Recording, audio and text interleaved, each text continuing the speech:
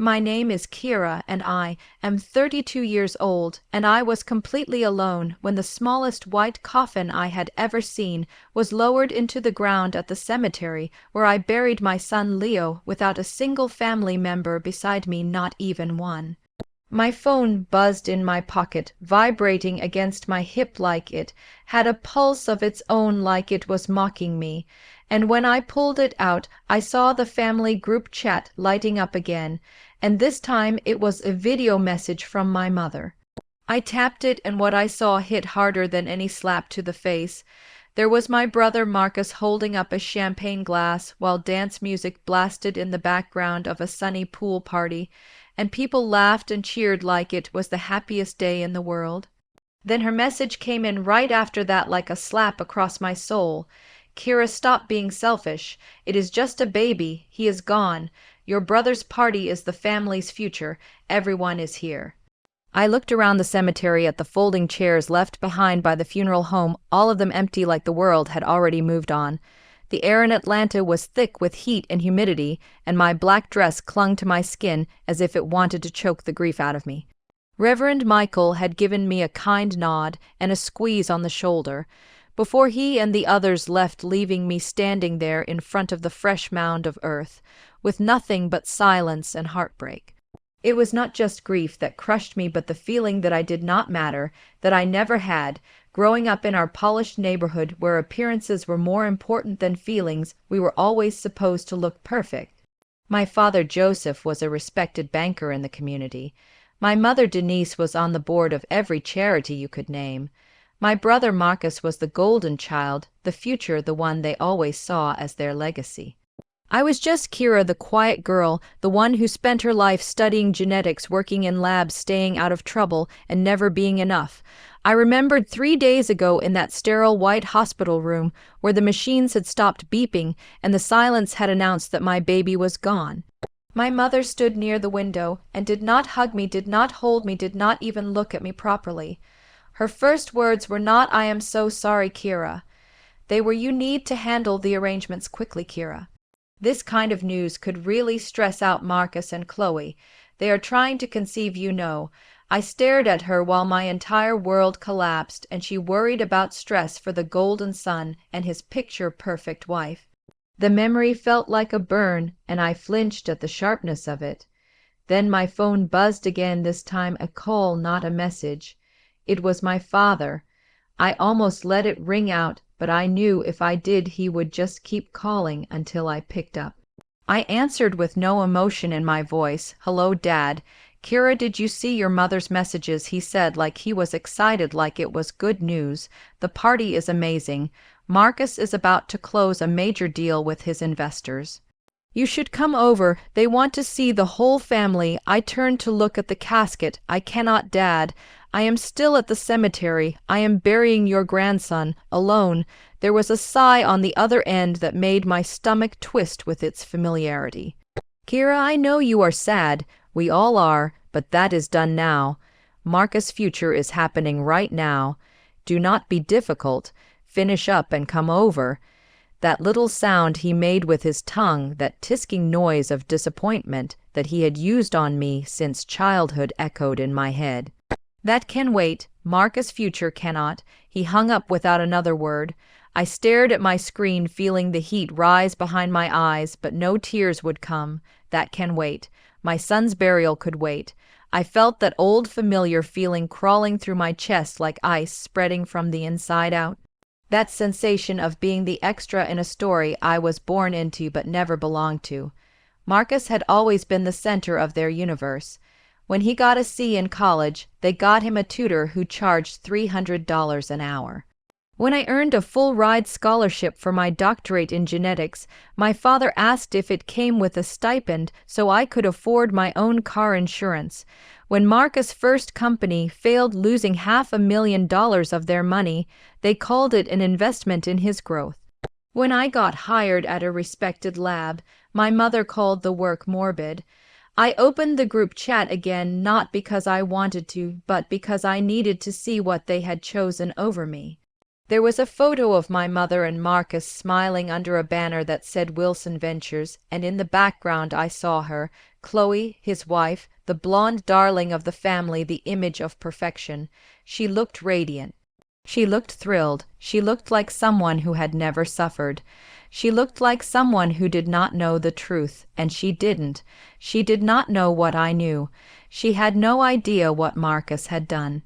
And even more than that, she had no idea that she was married to the reason my son was dead. She had no idea what secret I carried. Back at my apartment, the key scraped loudly in the lock as I opened the door to silence. The place felt hollow and frozen, as if time had stopped when I left for the hospital. "Dante," I called out, though I already knew he would not answer. I walked through the apartment, and it felt like I was trespassing in someone else's home. The living room was neat and cold. His laptop was gone. The photo of us in Hawaii was gone too. The one where he held me on the beach like he would never let go. All gone. I went to the bedroom. His clothes were missing. The hangers dangled empty like a joke. In the bathroom the counter was bare. No razor, no cologne, not even his toothbrush. He had not just left. He had erased himself like he had never been here. He had packed. He had planned, he had walked away while I was planning our child's funeral. The betrayal did not crash down on me. It settled like fog, heavy and final. My family skipped the funeral. My husband did not wait for me to come home from it. I moved slowly to the last door, Leo's nursery. I had not been inside since the night we left for the hospital. My hand shook as I opened it. The room was untouched. The mobile of knitted planets hung above the crib unmoving. Diapers still stacked neatly. The blue rocking chair sat in the corner like it was still waiting. The crib was empty, not messy, not disturbed, just perfectly, painfully empty. I sat on the floor, my back against the wall, my hands clenched in my lap. The silence of the apartment was so loud it hurt. I stared at the crib and remembered not the silence but the screaming. 2 months ago in this same apartment, Leo was asleep, but his breathing had started to sound rough. I sat at the kitchen table surrounded by pamphlets. Dante stood across from me holding the lab results. He had been staring at the paper for 10 minutes, not saying a word. Then suddenly he slammed it down. The sound made me jump. "Genetic disease," he said like it was poison. "My family does not have this. We are clean." I tried to explain. "It is not about being clean. It takes 2 carriers. We are just unlucky." "No," he shook his head, "not we. You gave this to him. My family does not have this. I cannot stay in this broken family. Broken, that was the word he used. I begged him. Dante, he is our baby. We are not broken. We are hurting. We are scared. But we can get through this."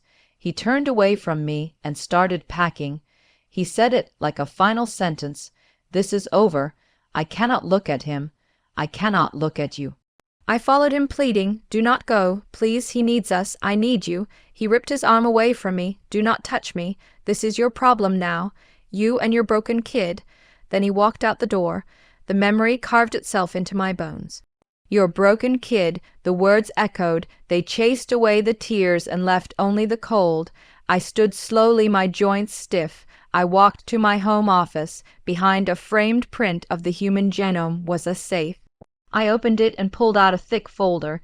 Dante's genetic panel was the first page. He had taken the test reluctantly, but the results were clear. He was a carrier. I flipped to my own. I was a carrier too. But that was not the end. I had questions, because what I discovered next was something I had never imagined.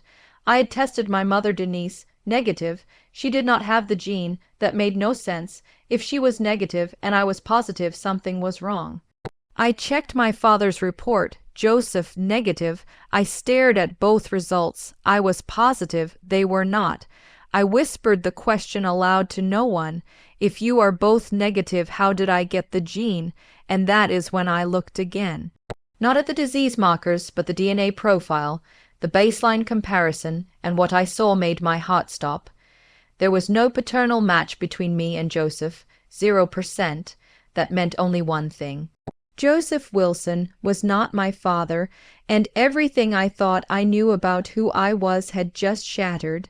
I sat frozen staring at the DNA reports, unable to feel the weight of my own body as I held the documents that cracked open the truth of my entire existence, because in that moment all the lies that had been my life began to unwind, and every question I had ever asked about why I never quite belonged finally made sense in the worst possible way, and the floor beneath me seemed to tilt as the blood in my veins turned to ice, and I whispered the only question that mattered, "Are you even my father?" And deep down, I already knew the answer was no, but my hands kept moving, my mind on autopilot, driven by something colder than grief, because I needed to be sure. And so I compared my profile again to Joseph's, and the results remained the same: zero match and no mistake.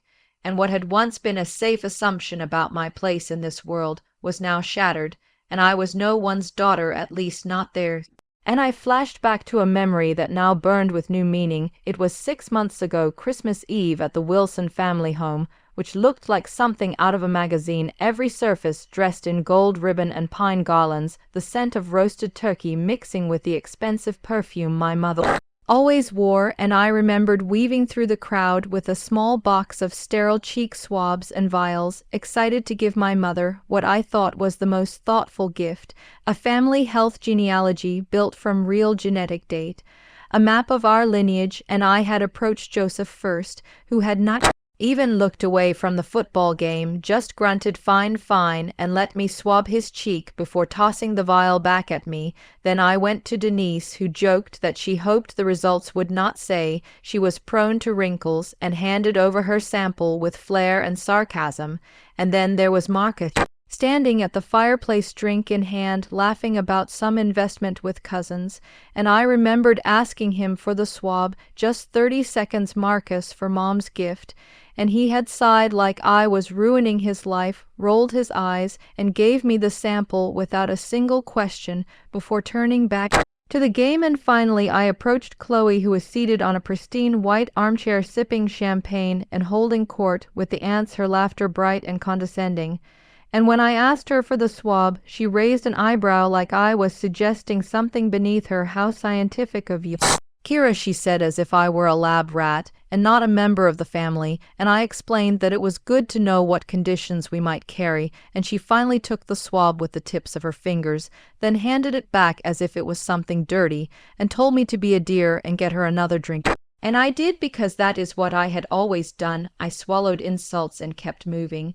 And what I had not known that night was that the 2 vials I had collected from Chloe and Marcus held the very evidence that would burn their world to the ground.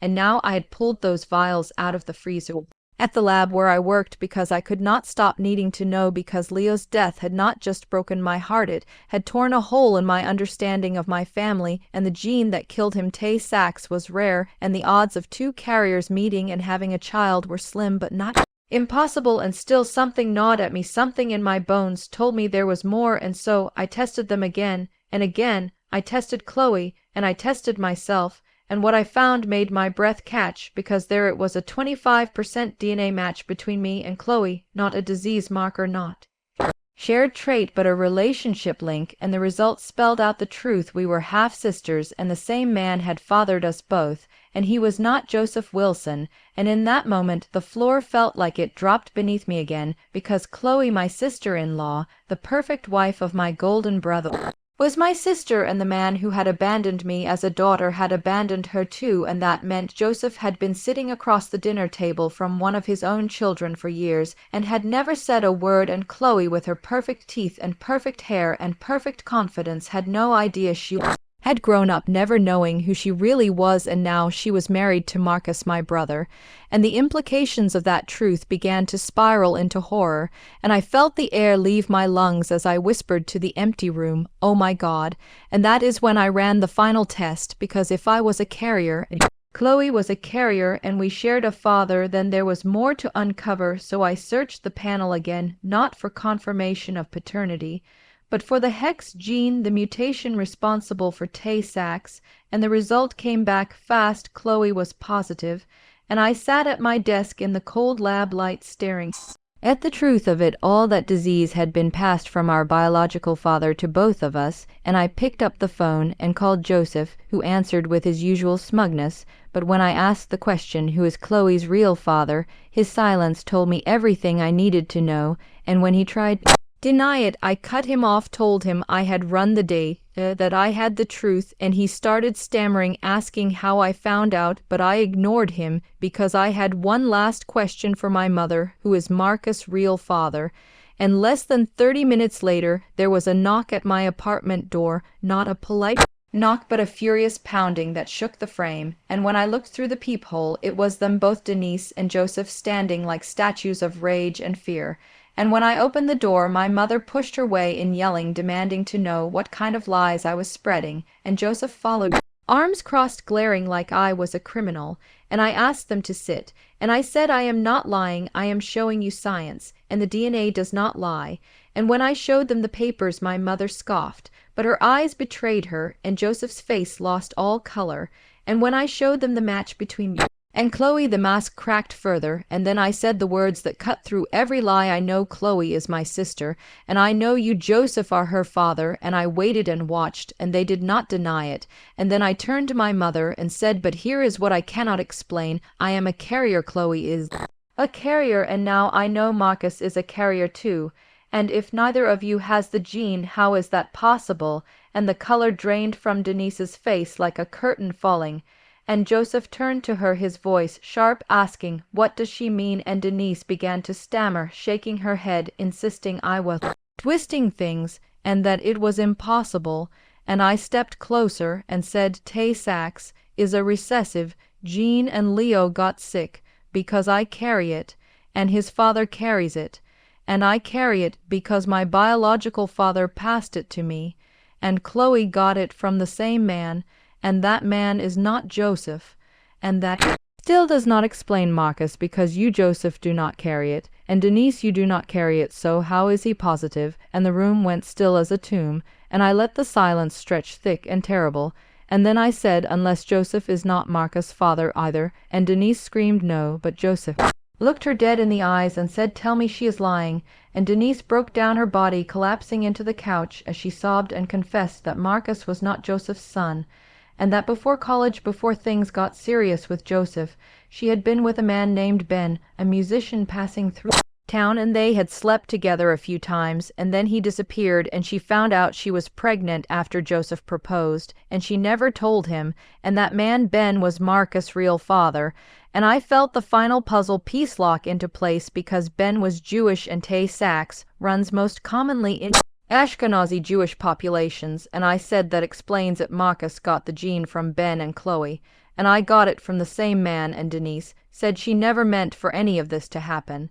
And Joseph sank into a chair looking like a statue carved from stone, and I looked at both of them and said, so you let me grow up thinking I was the broken one, you let my husband leave me thinking I had poisoned our child, and all the while you had this party for your real son, the golden boy. And I looked at Denise, who had the nerve to look confused, and I said, yes, Mom, he was a carrier, and so are you, and so was your secret lover, and your perfect son is not only the result of your lies, but now he is married to a woman who is his half-sister, because Chloe is my sister and Marcus is your son. And now they are trying to have a baby, and they have no idea what you have done. And the room was so silent I could hear their breathing, sharp and shallow, and Joseph turned to me, his face twisted with panic, and said, you cannot tell them, you will destroy everything, the legacy, the company, everything I built. And Denise got on her knees begging, clutching my leg, saying, please do not ruin Marcus' life. He did not know. It was not his fault, it was her sin, and I stared at her, stunned by how quickly she could cry for Marcus, and never once cry for Leo. And I said, you mean like you destroyed me, like you destroyed my marriage, like you destroyed my son? And Joseph whispered, this is different. And I said, no, it is not, it is the same, and you are all still choosing him over me. And then I stood up and told them that I would not stay silent, and if they wanted to protect their golden boy, then they would call him and Chloe right now and tell them the truth, and if they did not, I would, and I would show them everything, and their empire would fall. They did not argue with me anymore after that because the truth had finally cornered them, and fear had replaced their arrogance, and the apartment felt smaller, as if the walls themselves were pressing in on decades of lies, and I stood there watching my parents crumble in front of me, not with satisfaction, but with a cold clarity that made my chest feel hollow, because this was not justice, yet this was only the beginning, and Joseph kept repeating that everything would be destroyed if the truth came out, and Denise kept crying about Marcus and how this would ruin his life, and not once did either of them say Leo's name, and not once did they ask how I was still standing, and that silence told me everything I needed to know about where I had always ranked in this family. And I told them I was leaving, and that they had until morning to decide whether they would tell Marcus and Chloe themselves or whether I would, and I walked out of my own apartment feeling like I had just stepped out of a crime scene and into a different life, and that night I did not sleep because every time I closed my eyes I saw Leo's empty crib and heard Dante's voice calling my child broken, and I remembered how alone I had been when my family chose a pool party over my baby's funeral, and how that moment had split my life cleanly in two, and by morning I already knew they would not do the right thing because people who protect lies never suddenly choose truth, and my phone confirmed it when I woke up to messages from Joseph's lawyer warning me about defamation and privacy and threatening legal action if I disclosed family matters, and I laughed out loud because it was the first time I realized they still thought they had power over me, and they did not understand that I had nothing left to lose, and that made me dangerous. And 2 days later, Denise called me crying, saying they needed time, saying this was too much, saying Marcus and Chloe were fragile, and asking me to think of the family again. And I told her she had already taught me exactly how much the family cared about me when she sent that message from the pool party and said it was just a baby, and after that I stopped answering calls because I needed to prepare for what came next, and what came next was not emotional, it was precise and controlled and driven by facts and documents and truth, and I contacted a man I had never met but whose name now echoed through my blood, Elias Cohen, my biological father, and when I first spoke to him on the phone he was silent for a long time after I told him who I was, and then his voice broke when he realized he had a daughter and a grandson he never knew, and when I explained what had happened and what my family had done, he did not shout or threaten. He simply said he would come to Atlanta and bring his lawyer and handle it properly. And when I hung up, I felt something new settle inside me, not relief, but support. And then I called Dante because he deserved to know the truth, because he had been lied to just as deeply as I had, and when I told him everything about the genetics, about my parents, about the lies about Marcus and Chloe, and about Leo, his silence was heavier than any anger, and then he whispered, "I am so sorry," and that was the first time anyone had said those words to me since my son died, and I cried until my body ached because I had needed to hear that, and Dante told me he would stand with me because what had been done to us was unforgivable, and then the invitations went out for Marcus' official brand launch event at the St. Regis Atlanta, and the irony nearly crushed me because that party that had been more important than my son's funeral was now going to become the stage where everything ended, and my parents assumed I would stay quiet because they sent another letter threatening lawsuits and humiliation, and I let them think that because silence can be a weapon too, and on the night of the event I dressed in a simple black dress, the one I had bought for Leo's first birthday, and I looked at myself in the mirror and did not see a grieving mother anymore. I saw a woman who had survived betrayal, grief, and erasure, and was still standing. And when I arrived at the hotel, the ballroom was full of wealth and laughter and crystal glasses, and Marcus stood at the center of it all, smiling like a king who had never known consequence, and Chloe stood beside him glowing and proud, and my parents hovered near by pretending nothing was wrong, and when they saw me their faces froze in horror because they knew exactly why I was there, and Marcus grabbed my arm and hissed that I was not welcome, and my mother begged me to think of the family again, and I calmly removed their hands and told them I was only there to see the legacy they had chosen over my son.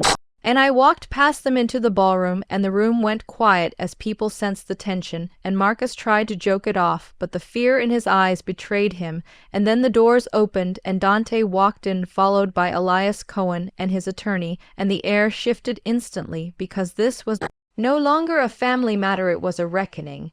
And when Marcus demanded to know what I had done, I told him the truth, that the man he thought was his father was not his father, and that the woman he married was his sister, and that the disease that killed my son ran through this family because of lies and secrecy. And the investors began to murmur, and Chloe looked like she was about to faint, and my parents looked like statues carved from guilt, and Elias stepped forward and introduced himself as my biological father and Chloe's biological father, and the room exploded with shock and whispers. And then Marcus took the stage, trying desperately to regain control, talking about legacy and family and vision, while his entire world was collapsing beneath his feet. And when he spoke about heirs and the future, I walked onto the stage and took the microphone and told the room who I was: a geneticist, and a mother, and someone who had buried her child alone while this family celebrated. And I explained the genetics calmly, clearly, and publicly, and I watched as the truth spread across the room like fire, and Marcus screamed for security and tried to silence me, but the crowd leaned in because truth has a gravity that lies cannot escape. And when I revealed that Marcus was not Joseph's son, and that the company had been built with stolen money from Elias Cohen, the investors stood up and began leaving, and the reporters moved closer, and the cameras flashed, and the legacy died in real time, and Marcus lunged at me screaming threats, but Dante stepped in and knocked him down, and security dragged Marcus away while my mother collapsed screaming, and my father slid to the floor defeated, and the ballroom became chaos, and I stood there calm and unmoving, because this was not revenge, it was consequence. And when the noise finally died down, I walked over to my mother, who was sobbing on the floor, and I reminded her of her words, that it was just a baby, and that his funeral could wait, and I told her she had lost everything because she chose a party over her grandson, and I turned and walked away from the wreckage without looking back, because the truth had finally spoken, and I was done carrying their lies. The next morning came with a gray sky that felt like the world was still holding its breath after what had happened the night before, and the air in my apartment was heavy with everything that had been said, and even more with what was still left unspoken, because I knew this was not over, not even close, and I could feel it in the pit of my stomach that the truth had not landed fully yet, and that the real collapse had only just begun. And I sat at my kitchen table, surrounded by DNA printouts and legal letters and empty coffee cups, and stared at the phone, knowing the next step would make everything real, because I was about to ruin the illusion they had all protected for so long. And I thought back to that Christmas Eve just 6 months ago, and how different I had felt then, so excited to give my mother the most thoughtful scientific gift, a full family health profile, and how I had never once suspected that collecting those cheek swabs would uncover the biggest lie of my life and theirs.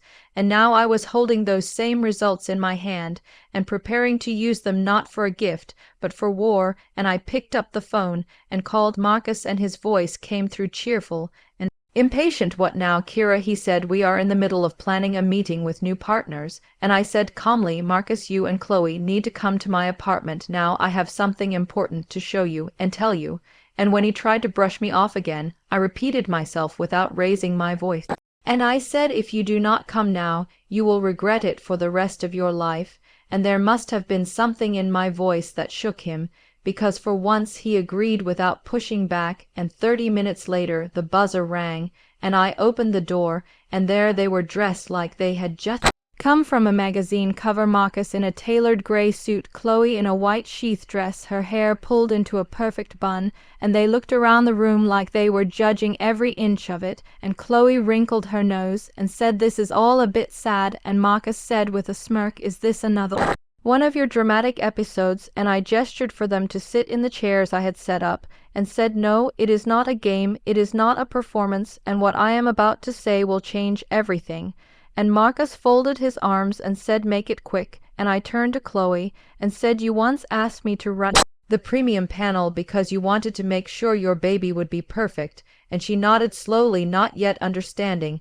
And I said, well, I ran the full panel just like you asked, and I also ran mine, and I found something you need to see, and I handed her the report and pointed to the line that showed a 25% DNA match, and said, Chloe, you and I are sisters, half-sisters, to be precise. We share a biological father, and his name is not Joseph Wilson. And Chloe froze, her lips parted in confusion, and she looked at the paper, then back at me, and then at Marcus, and she said, that is impossible. My mother told me my father was a donor, and I said your mother lied, or someone did, and Joseph is your biological father, and he has known for years, and he never told you. And Chloe turned to Joseph, who was standing silently in the corner of the room with Denise, and said, is this true? And Joseph could not even look at her, and she let out a small broken sound like something inside her cracked. And then Marcus stood up and pointed at me and said, you are doing this to ruin me because you are bitter and jealous, and your life is a failure, and you want to drag me down with you. And I said, Marcus, this is not about you. And then I handed him his report and said, look at your own results. You are a carrier for the Tay-Sachs gene, just like Chloe, just like me. And Marcus scoffed and said, no way, our family does not carry that. And I said, you are right, Joseph is not a carrier, and I know that because he is not your father either. And the room fell completely silent again, and Denise let out a noise like a wounded animal, and Joseph sat down like the weight of everything had finally hit him. And I said, your real father was a man named Ben Cohen, a musician Denise had an affair with before she married Joseph. And he was Jewish, and that explains the gene because Tay-Sachs runs through that lineage. And now you and Chloe are married and trying to have a baby, and you are half siblings, and you had no idea. And Marcus started shaking his head over and over, saying, no, no, this is not real. And Chloe stared at him with wide, horrified eyes and said, Marcus, is it true? And Denise finally broke down and confessed through her tears that it was all true, that she had lied for 35 years. And Joseph looked at her like he had never seen her before, and Chloe stood up so fast her chair crashed behind her, and she covered her mouth with both hands and backed away from Marcus like he was a stranger. And she whispered, oh my God, we are related. And she looked physically sick. And Marcus turned on Denise and said, how could you do this? And she said, I was young, I was scared, I did not know. And Joseph agreed to raise you as his own, and Marcus said, so all my life I was never your son. And Joseph whispered, you were raised as mine, and that was enough. And Marcus roared back, it was not enough, it was a lie. And he punched the wall and left a dent in the drywall, and Chloe collapsed back into the chair crying whispering no, no, no over and over, and I stood there watching them as the truth finally hit them the way it had hit me, and I did not feel triumph, I felt justice. And I said, you are both carriers, and you are brother and sister, and if you have a child, that child has a 1 in 4 chance of inheriting the same disease that killed my son, and I will not be silent while you repeat the same mistake. And Denise tried to crawl toward me again and beg, but I stepped back and said, no more, you will not touch me, you will not beg from me, you will not manipulate me again. And I told them that Elias Cohen, my biological father, had arrived in Atlanta, and he was ready to take back everything they had built on his money and his silence. And I told them Dante knew everything, and he would be at the brand launch party with legal papers and journalists and proof, and there would be no stopping the collapse. And they sat in stunned silence as I gathered the papers and placed them in a folder and said, I gave you the chance to tell them yourselves, and you chose fear, and now they know, and you will never be able to take it back.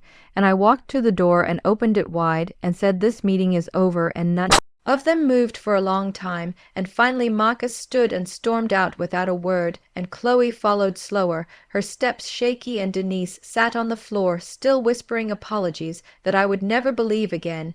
And Joseph walked past me without looking in my eyes, and as the door shut behind them I felt a silence that was no longer suffocating. It was peaceful, it was clean, it was the sound of truth settling into the cracks. And I walked to Leo's room and stood in the doorway and looked at the crib, and I said out loud, I told them, and I imagined his little face, the one I would never see again, and I said I told them for you, and I turned off the light and closed the door, not to forget, but to honor what he had given me the courage to do, and I knew then that the real confrontation would be at the party, and that no matter what they tried to do to stop me, I would not back down, because this was never about revenge. This was about breaking the cycle and protecting every child that came after from being born into a lie.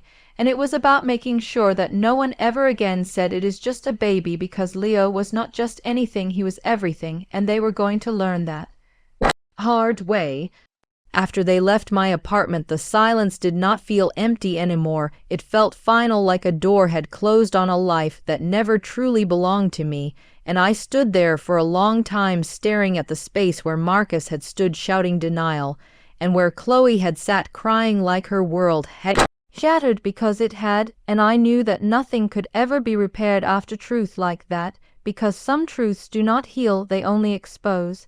And I gathered the papers carefully, because every page carried weight and consequence, and I placed them back into the folder knowing I would soon need them again. And then I walked into Leo's nursery and sat on the floor again, not in despair this time, but in resolve, and I spoke to him softly, telling him that I had done what I promised, that I had not stayed silent, that I had chosen him over appearances, and I felt something steady settle inside me, because grief had turned into purpose. And later that day my phone began lighting up with calls I did not answer, because there was nothing left to discuss, and when the messages started coming in, they were not apologies, they were demands and threats and panic. And one message from Joseph said, "We can't still fix this if you cooperate," and another from Denise said, "Please think of Marcus again."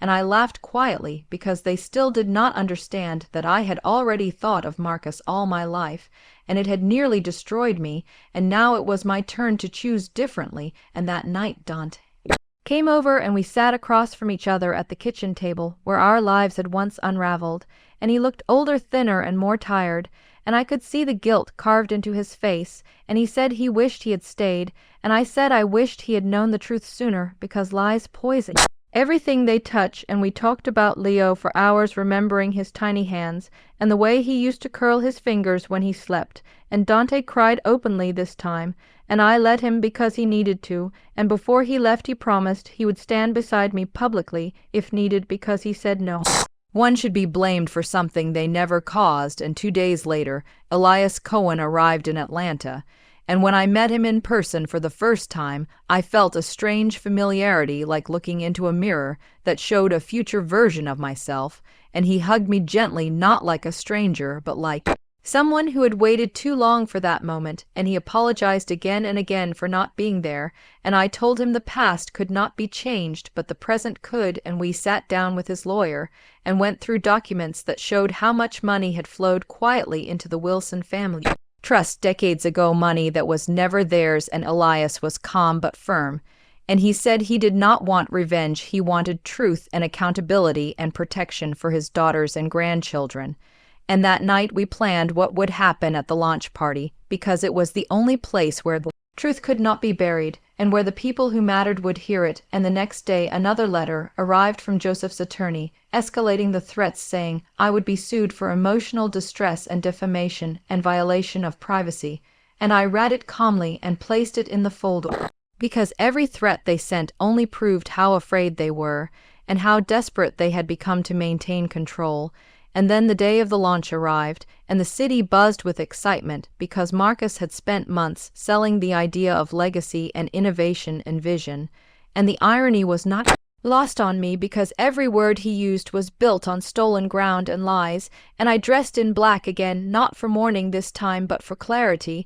And when I arrived at the St. Regis Atlanta, the ballroom shimmered with money and excess and laughter, and crystal chandeliers and servers moved like shadows through the crowd, and the music played softly, and Marcus stood near the stage smiling like nothing could touch him, and Chloe stood beside him, pale and hollow, her smile forced and brittle, and Denise and Joseph hovered near, by pretending they were proud parents, while their eyes kept darting toward the doors looking for me. And when I entered the room the temperature shifted, because they felt me before they saw me, and Marcus spotted me and stormed over, gripping my arm, hissing that I was not welcome, and my mother begged again, whispering that this was not the time, and I calmly removed their hands and said, "You chose this night over my son, so this night belongs to the truth." And I walked into the ballroom, and the whispers followed me, and I saw Dante standing near the entrance and Elias beside him, and their presence alone was enough to unsettle the room, and Marcus tried to regain control by taking the stage and launching into his speech about family legacy and future heirs, and as he spoke, I watched the lies fall from his mouth like dust, and when he thanked Denise and Joseph for always believing in him, I saw Joseph flinch because he now knew the truth, and when Marcus thanked Chloe and spoke about their future child, something inside me snapped, and I stepped forward and climbed the stage and took the microphone, and the room went silent, and I introduced myself not as his sister, but as Dr. Kira Wilson, a geneticist and a mother, and I explained calmly, clearly, and publicly genetics of Tay-Sachs and what it meant to be a carrier, and I watched the crowd lean in as confusion turned to horror, and when I revealed that Marcus and Chloe were carriers and half-siblings, and that the company had been built on stolen funds, the room erupted in gasps and chaos, and Marcus lunged at me screaming, but Dante stepped in and stopped him, and security dragged Marcus away kicking and shouting, and Denise collapsed screaming, and Joseph slid to the floor defeated, and the investors fled, and the cameras flashed, and Elias stepped forward to reclaim what was his, and in the aftermath when the ballroom was in ruins and my parents were broken, I walked over to my mother and reminded her of her words, that it was just a baby and that his funeral could wait, and I told her that she had lost everything because she chose a party over her grandson, and I turned and walked away without looking back because the truth had finally been spoken and there was no undoing it. And as I left the hotel, the night air felt cool and clean for the first time since Leo died, and I breathed deeply knowing that while nothing could bring my son back, his life had not been meaningless because it had exposed a legacy of lies and stopped another child from being born into silence, and that was the only justice I needed. After the chaos of the launch night settled into silence, I returned home, and for the first time in what felt like forever, I slept without dreams, without waking to the phantom cries of my son, without the choking weight of shame that had lived in my chest since the day they chose a pool party over Leo's funeral, and when I woke, I felt something I had not known in years, a kind of stillness that did not feel empty, but earned, and I spent the morning cleaning the nursery again, not to cry this time, but because I needed to reclaim that space from the ghost of denial, and Dante came by later that day with coffee, and he sat beside me quietly as I folded the last of Leo's clothes into a small trunk lined with soft blue fabric. And we did not say much because some moments do not need words, and then the doorbell rang, and when I opened it, Chloe stood there alone, eyes, red shoulders, shaking hand wrapped around her stomach, and she asked if she could come in, and I let her because this was not a war anymore, it was a reckoning. And we sat in the living room while she cried, and I listened, and she said she did not know what to do now because the father of her child was not only a liar and a thief, but her half-brother, and she could not unsee it, could not undo it, and I nodded because that was the truth none of us could run from any more, and she asked me how I had lived with the weight of betrayal for so long, and I told her I had not, I had only survived it, and survival is not living, and she said she could not have the baby, and her voice broke like glass, and she asked if that made her evil, and I said it made her human, because she had been forced into an impossible place by people who only ever cared about preserving the image, not the people behind it. And when she left, she hugged me, and I knew she meant it, because we were not enemies, we were just two women who had been lied to by the same man.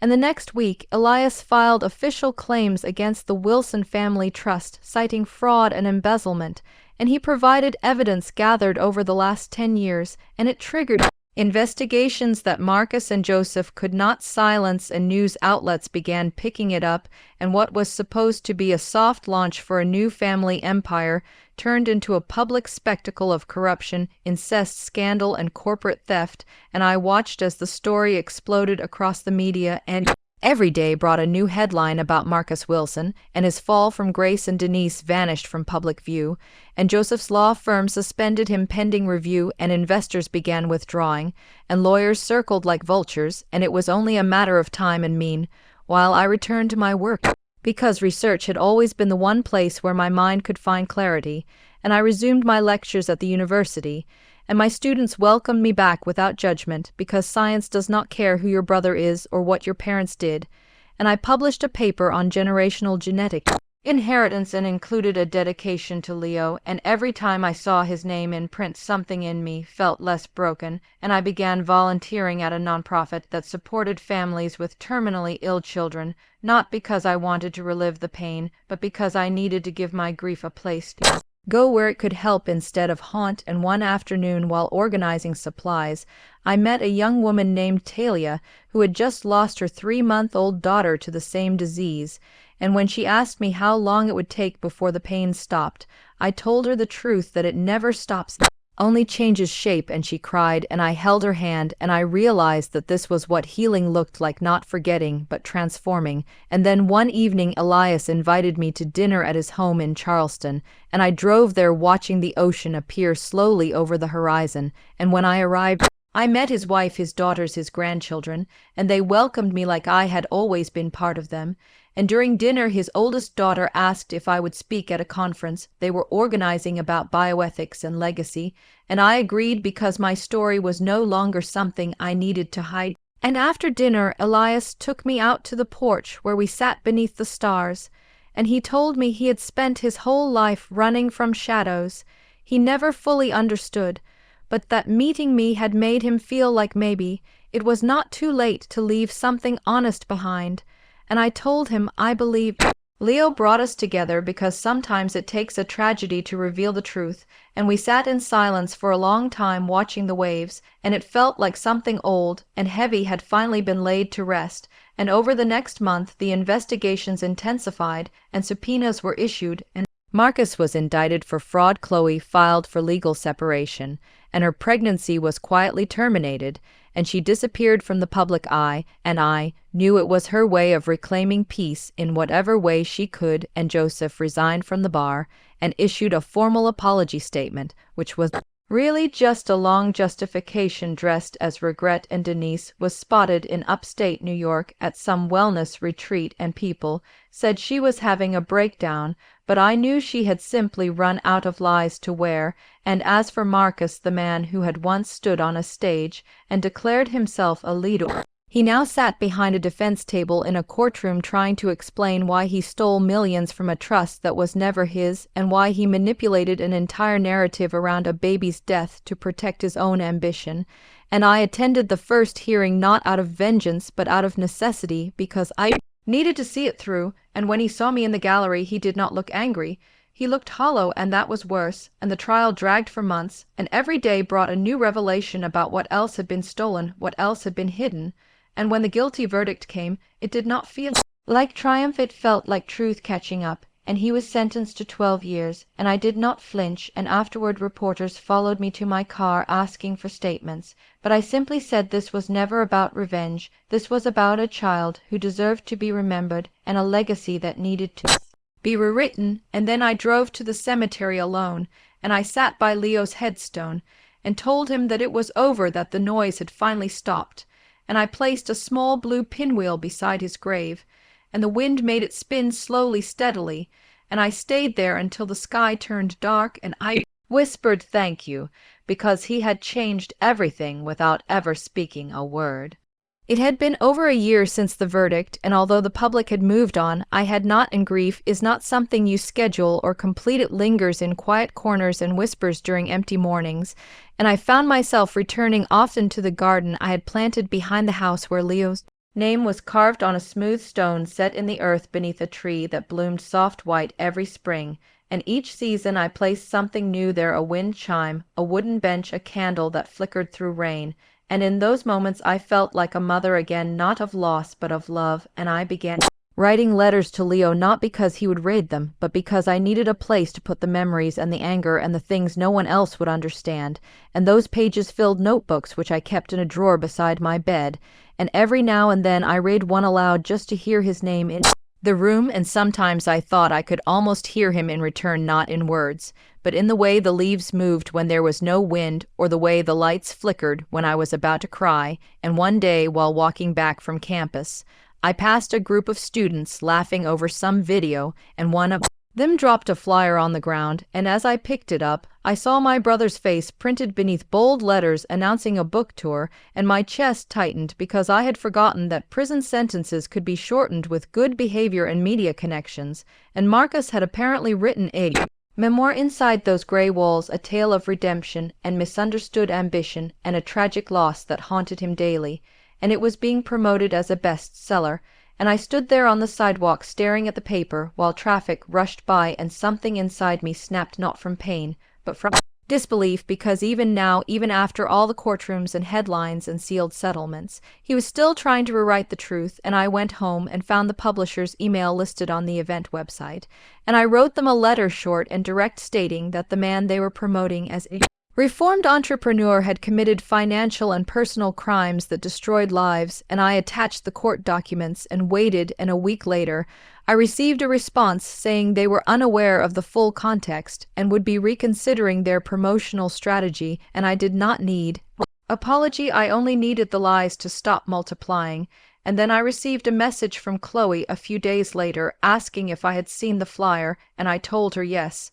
And she said she had been contacted to write a foreword for the second edition, and she had declined, but she felt sick that he even had the nerve to ask, and I told her she was not alone in that feeling, and we met at a small cafe tucked into the side of a quiet street, and for the first time in years we talked like people, not like pawns caught in someone else's narrative, and she told me she had moved to Oregon and was working with children with disabilities, and that every time she looked into their faces she thought of what Leo could have become, and I told her that every time I heard a child laugh I wondered if Leo's voice would have sounded like that, and we cried, but not because we were broken, but because we were finally whole enough to feel again. And Chloe gave me a photo she had kept from the hospital, one I had never seen, of Leo sleeping in his tiny blanket, his lips parted, his fingers curled, and I held it like it was gold, and I thanked her for giving me a piece of him back, and she said he had been beautiful, and I said he still was. And that evening I framed the photo and placed it beside the stone in the garden,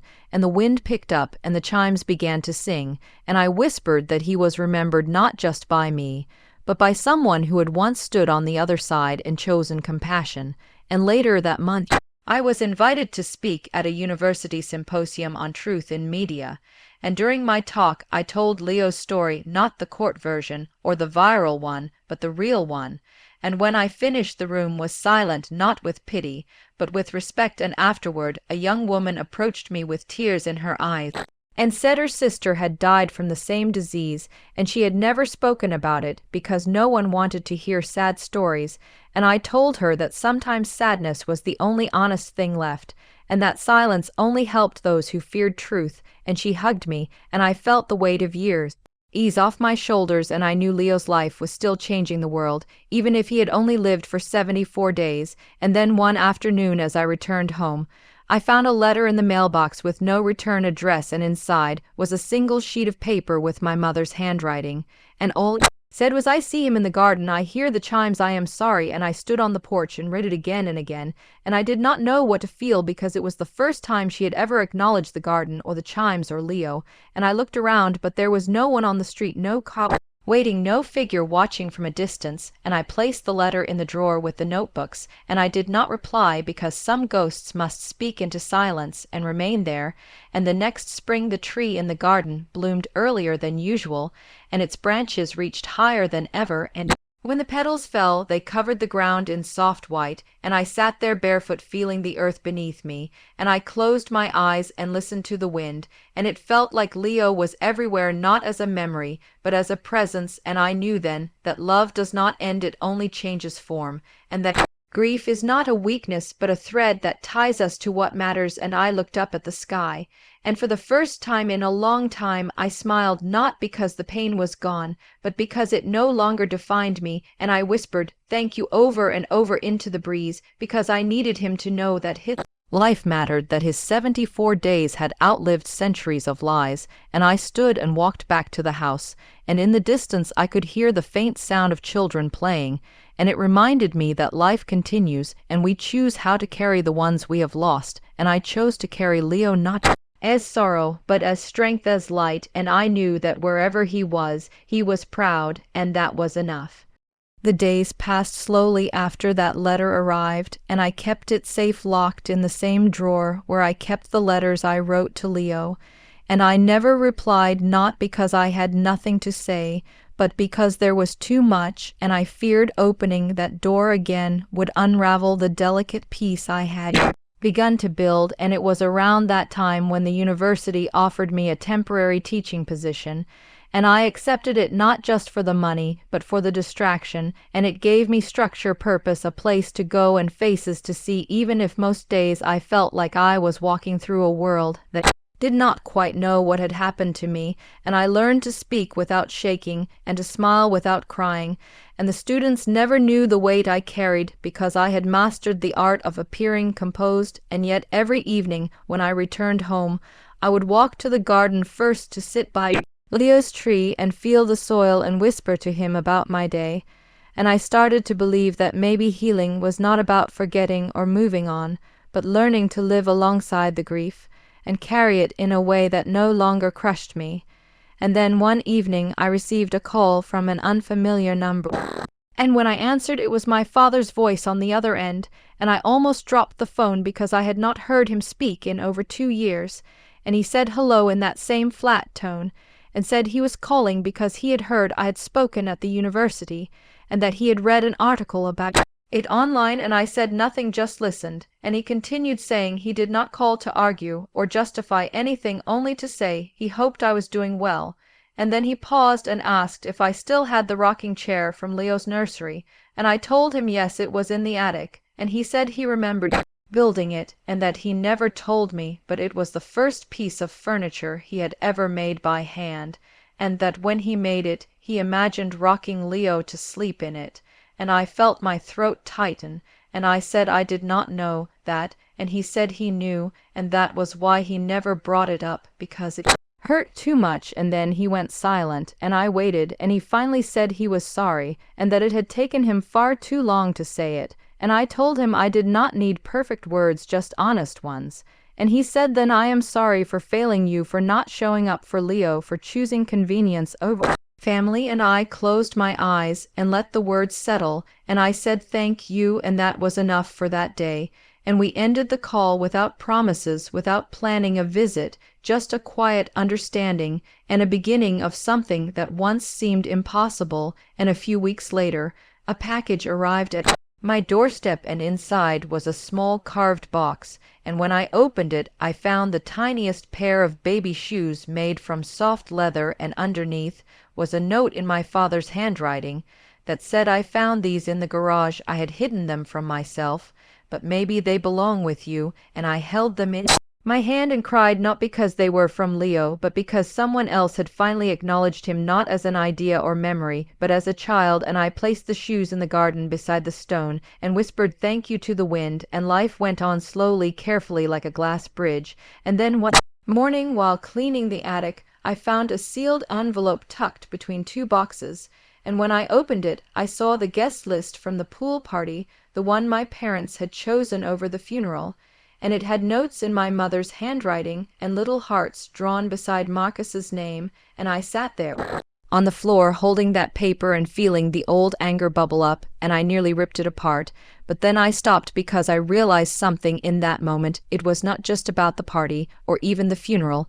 It was about a pattern, a history of choosing him over me, of acting like my pain was secondary. And I decided then I would no longer be silent about it.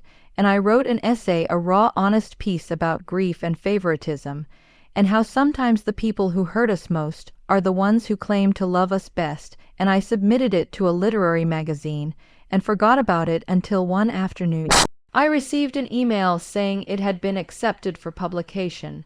And I felt both excited and terrified, because this was the first time I was putting my story into the world without a filter.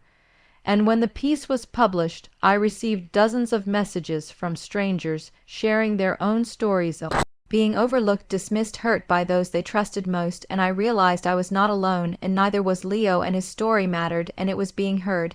And then one night I received a letter in the mail from a woman named Esther, and she said she had lost a child in 1984, and that For decades, she had never spoken about it because her family told her to move on, and she thanked me for giving her the courage to say his name again after 36 years.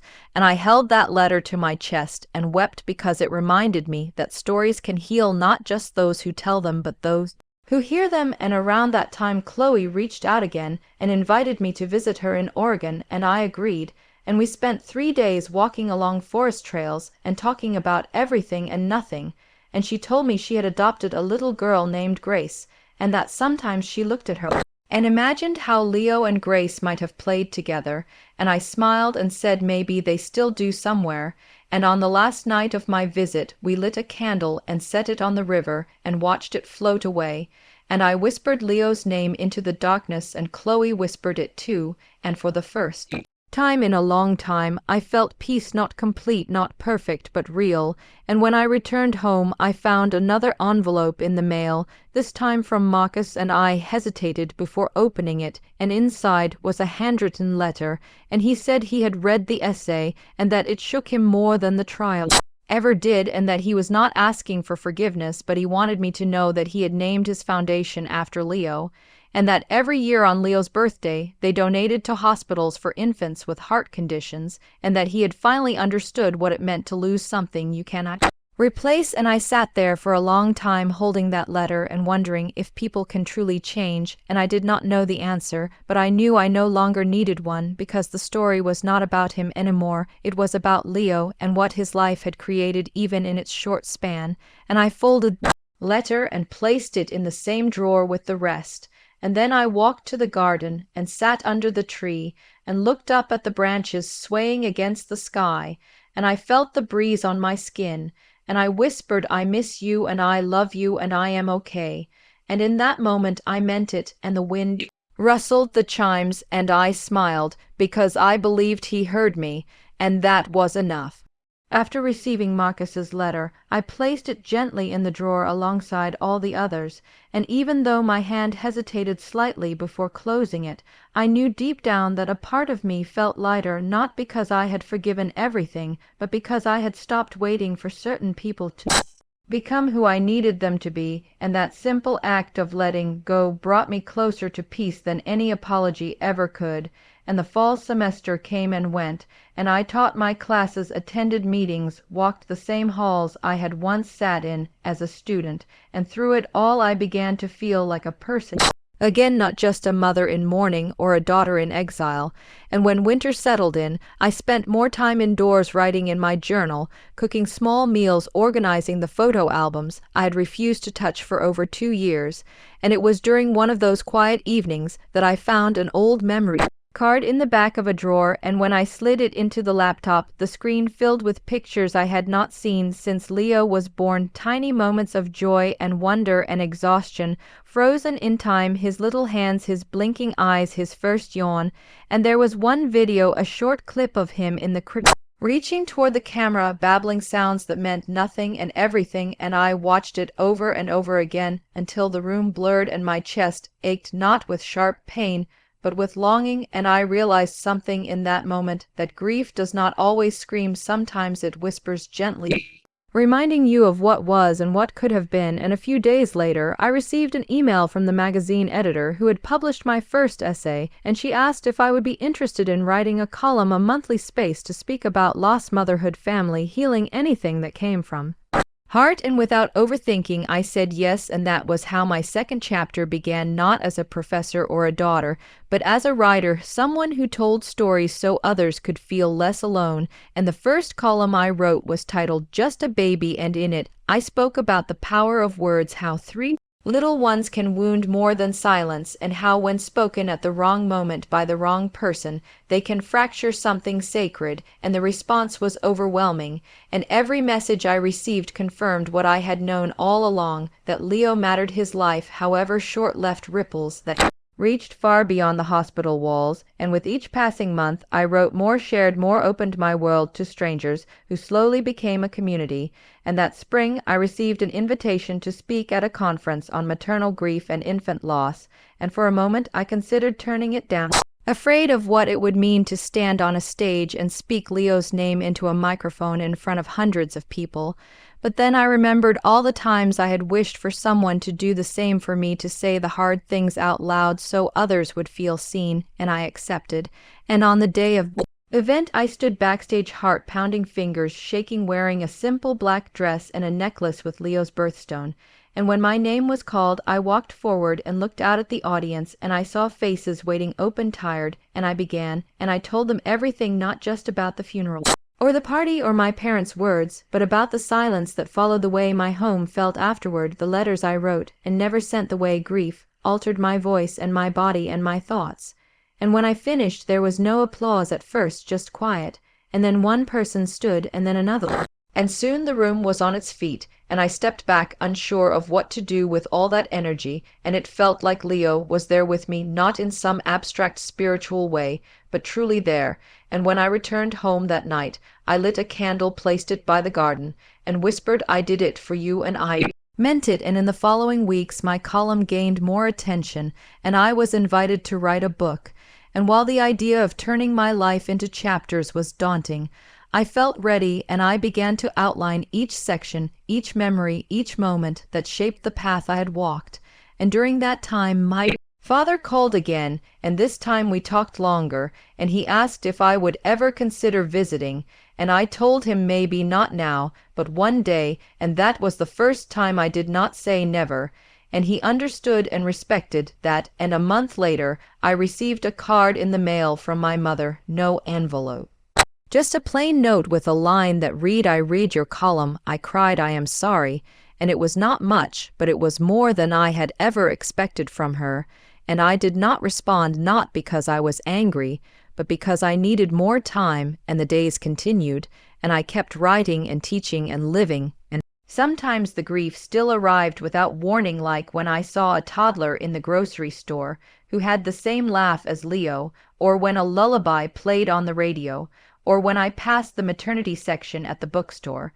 But I no longer ran from those moments. I let them pass through me, and they did not destroy me. And one evening, while cleaning out old boxes, I found a list I had written during my pregnancy, a list of things I wanted to teach Leo, like how to tie his shoes, how to ride a bike, how to say please and thank you, how to be brave and kind. And I sat on the floor reading that list, and I realized I had learned all those things myself since losing him, and maybe that was the lesson maybe we teach our children, even if they never grow up to see it.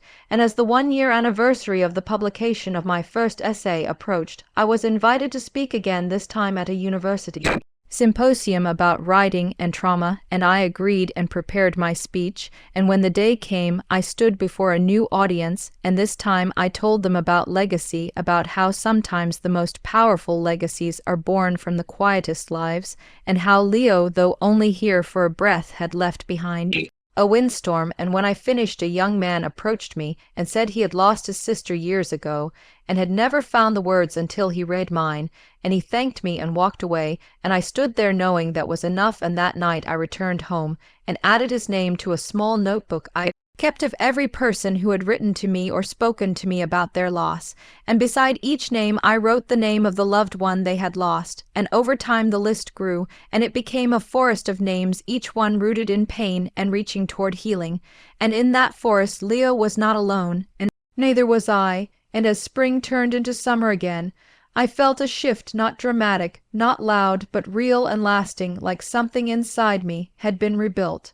And on Leo's birthday that year, I hosted a small gathering in the garden, just a few close friends, Chloe included, and we lit candles and shared stories, and there was laughter too, and music, and someone brought cupcakes, and we sang not Happy Birthday, but a song Chloe wrote called Always With Me. And I looked around at the faces and thought, this is what love looks like. And afterward I sat by the stone, placed one of the cupcakes beside it, whispered, "You are still celebrated, and you are still loved," and I meant it. And as the sun set, I felt something settle in me, like a chapter closing, not the story, not the book, but a chapter, and I was ready for the next one.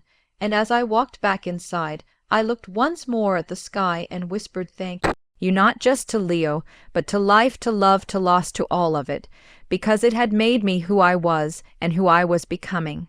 That summer, I made a quiet decision to move to a different part of the city, not out of escape, but because I felt like I needed new walls, new windows, new light.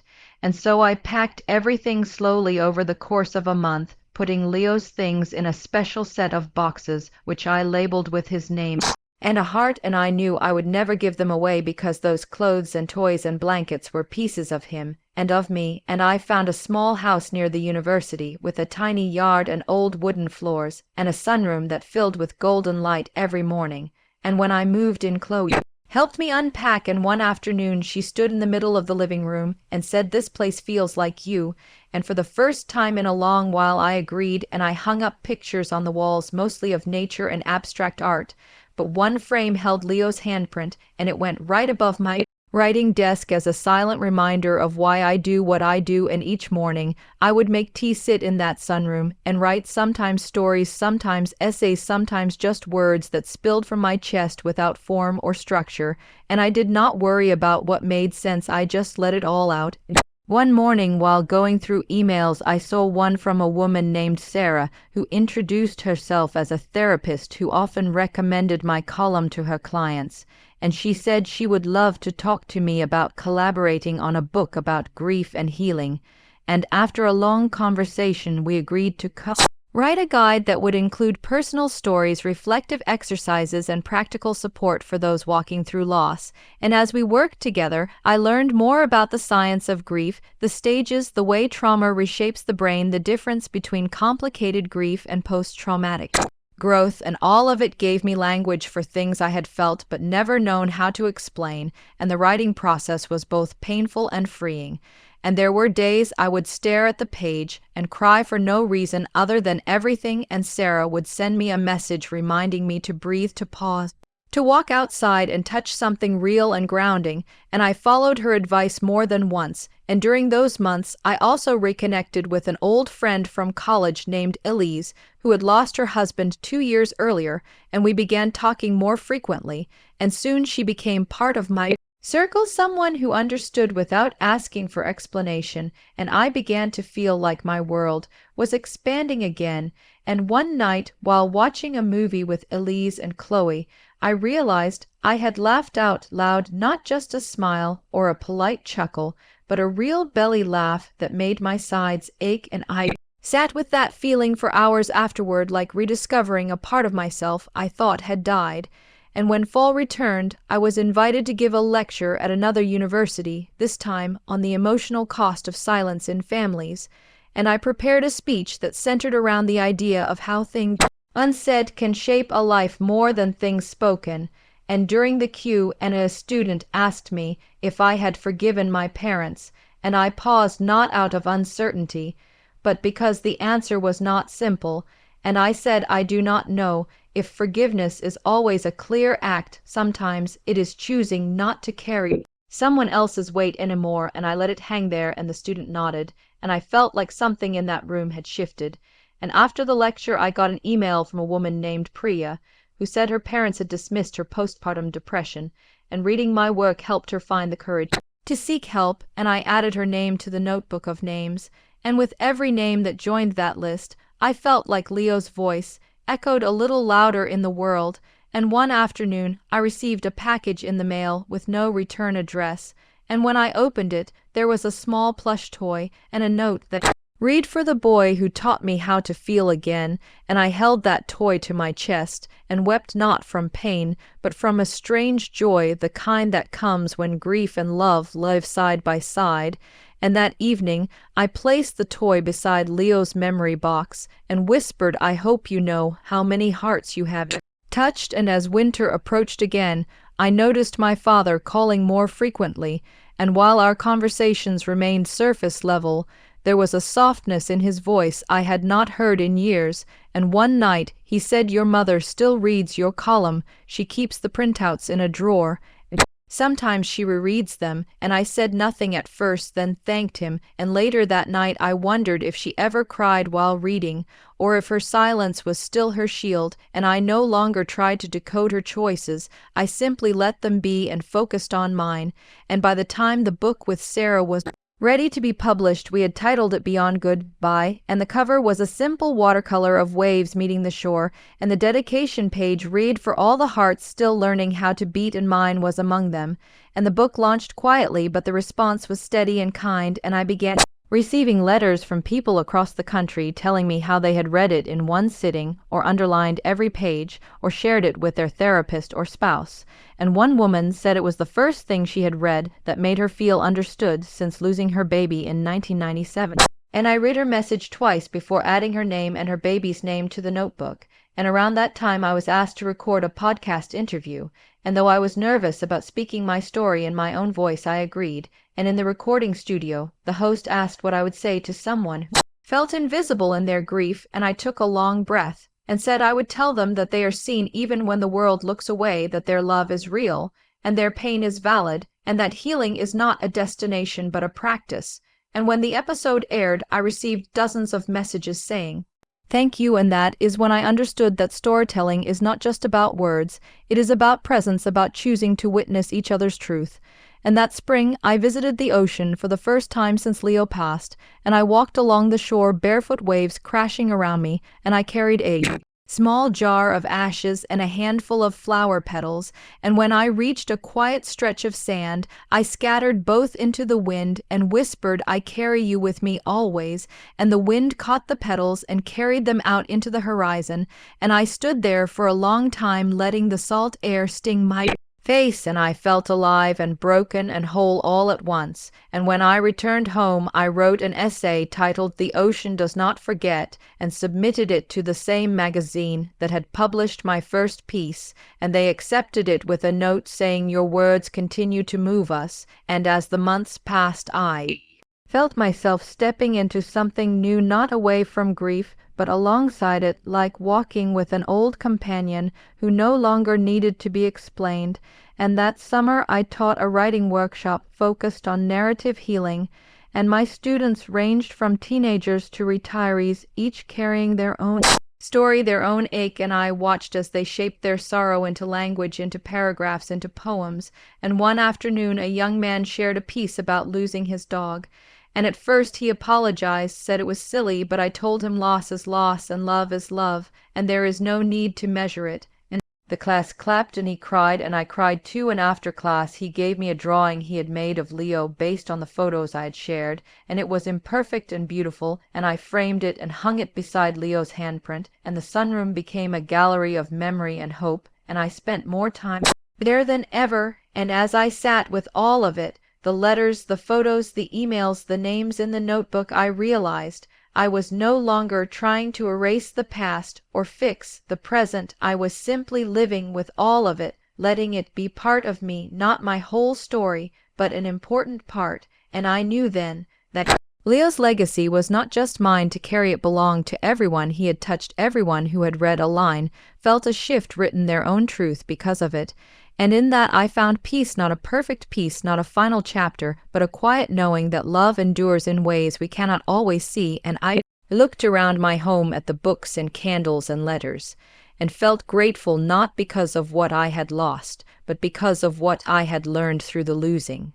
After the book was published and the letters continued to arrive, I started to realize that my world no longer revolved around the absence, but around the echoes of presence, around the ways Leo had reshaped my soul and the souls of others, and I felt a deeper responsibility, not only as a mother, but as a voice for all the unheard, all the dismissed, all the grieving people whose pain had been sidelined by society, or by the people who should have stood by them. And that clarity pushed me to say yes to more speaking invitations, and soon I was traveling every few weeks, attending conferences, community panels, even book clubs where people sat in circles passing tissues as they shared how their families had failed them. And during one panel in early spring, a middle-aged man stood up with tears in his eyes and said, "My father called my wife dramatic when she miscarried, and I never had the courage to tell him how much it hurt, but after reading your essay I finally did, and I just want to say thank you." And the room went silent before the audience broke into gentle applause, and I nodded my thanks. And later that evening I sat alone in the hotel room, thinking of how many people carried shame for pain they never deserved to feel ashamed of, and I thought of my parents again, not with rage, but with a weary understanding that some people spend their whole lives avoiding reflection because they are afraid of what they might see. And one day I got an email from a local therapist who ran a support group for grieving parents, and she asked if I would be open to joining a session as a guest speaker, and I agreed. And when I arrived, I was greeted by 6 mothers and 3 fathers, all sitting in a circle, holding photos, wearing tired eyes. And when I spoke, I did not try to be profound. I just told them what helped me, and what didn't. I told them how some mornings I still wake up expecting to hear a baby cry, and how some nights I sleep holding Leo's blanket like it is the only thing keeping my heart from falling apart. And I watched as the parents around me nodded silently, and after the session one mother approached me and said, "I used to think I was weak for still crying after 4 years, but now I think maybe I am just still loving." And I told her that was the truest thing I had heard all week.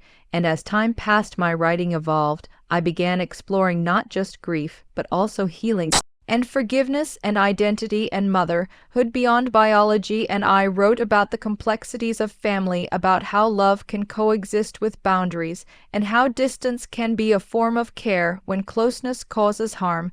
And one of those essays was picked up by a national publication, and suddenly my readership expanded, and I started getting invitations for larger interviews and features, and even a television segment.